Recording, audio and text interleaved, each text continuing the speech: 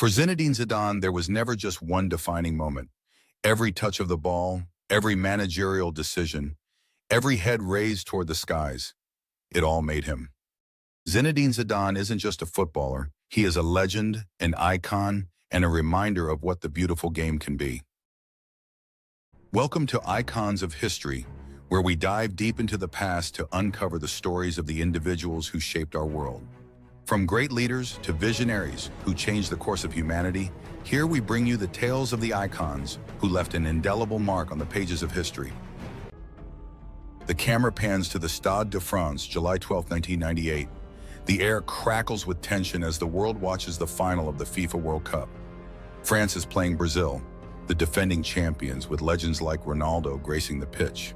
The scoreline reads 1-0 in favor of France, but it's far from over. Then a perfectly delivered corner kick from Emmanuel Petit curves toward the penalty box. Rising above a sea of yellow and blue jerseys is a man whose entire country banks on his shoulders, Zinedine Zidane. He meets the ball midair, his head connecting with precision, sending it past the helpless Brazilian goalkeeper. Celebration erupts as fans chant his name, Zizou, Zizou. For France, this isn't just a football match, it's history. And for Zidane, it's his coronation. Zinedine Zidane wasn't born in stadium lights and glory. His story begins in Marseille, France, on June 23, 1972. The youngest of 5 siblings, Zidane, or Zizou, as he's affectionately known, grew up in the working-class district of La Castellane. His parents were Algerian immigrants who sought a better life in France, and Zidane's early experiences were shaped by a humble upbringing. Football was both an escape and an opportunity, a way to navigate the muddy waters of economic challenges and societal prejudices. From an early age, Zidane displayed an affinity for the game, honing his skills in local pitches and streets. But even his immense talent couldn't shield him from the realities of standing out as the child of migrants in a country wrestling with its identity. At the age of 9, Zidane joined US Saint-Henri, a local football club, and later moved to Septembre-les-Ballons. Coaches quickly recognized his prodigious talent, his uncanny ability to control the ball, his vision, and his deceptive calmness. Not merely a player, Zidane was an artist with the ball at his feet. By the time he turned 14, he had secured a place at Caen, a professional football club in southern France. It was at Caen that Zidane's journey into the world of elite football truly began. From Caen, Zidane's career trajectory soared. By 1992, he had joined Bordeaux, a club where his creative genius and growing maturity made him a standout player in Ligue 1. Zidane's performances for Bordeaux didn't just catch the eyes of fans, they sparked interest from major European clubs. But before we leap to his illustrious days at Juventus and Real Madrid, it's crucial to understand what set Zidane apart during this stage of his career. Zidane was never just a goal scorer, he was much more. His game centered around control, elegance, and teamwork, a cerebral approach that rendered him a marvel to watch. Whether it was a pinpoint pass that dissected defenses or his trademark roulette, Zidane was inventing his own game with every touch of the ball. In 1996, Zidane made what would become a defining move to Italian giants Juventus. Under coach Marcello Lippi, Zidane's brilliance was magnified, and he became one of the most envied midfielders in the world. He won 2 Serie A titles with Juventus, 1996-97 and 1997-98, along with other prestigious trophies, such as the Intercontinental Cup. His partnership with players like Alessandro Del Piero added depth to an already dominant squad. While Juventus relished his genius on the pitch, Zidane's international exploits crowned him a worldwide phenomenon. The 1998 FIFA World Cup, hosted in his home country, would become his defining moment. France's journey to the World Cup final was marked by grit, resilience, and tactical brilliance, with Zidane as the linchpin. He orchestrated play from midfield like a maestro conducting an orchestra, ensuring France wasn't just competitive, but dominant. The final against Brazil was less a match and more of a dream Zidane made real with his 2 stunning headers.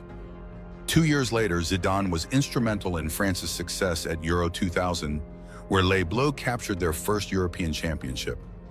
Zidane had not just become a sporting hero, he had turned into a symbol of hope for France, especially for those from immigrant communities looking for representation and pride.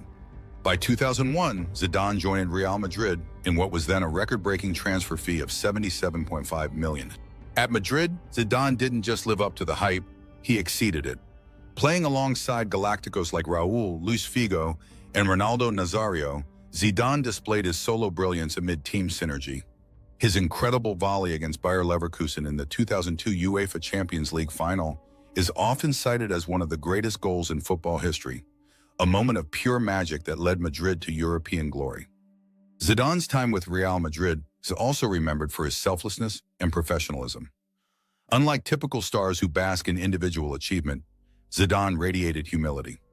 It's this humility that made him revered not just by fans but by teammates and opponents alike. His final days on the pitch, including the infamous headbutt against Marco Materazzi in the 2006 World Cup final, added layers of complexity to his otherwise pristine career. That moment, deeply debated and dissected, showed Zidane's human vulnerability. But it's noteworthy that even in the twilight of his playing days, Zidane led an aging French squad to the brink of glory. Despite a disappointing end to the tournament, Zidane was awarded the Golden Ball as the best player of the World Cup. Zidane retired from football in 2006, leaving behind a gaping void in the sport. Naturally, the world wondered if Zinedine Zidane would fade away into the background like many retired athletes. But Zidane had no intention of fading, only evolving. He transitioned into coaching, beginning his managerial era with Real Madrid. Amid skepticism about whether Zidane the coach could emulate Zidane the player, Zizou proved the doubters wrong. Zidane proved the doubters wrong. As a manager of Real Madrid, Zidane shattered records and redefined success at the highest level.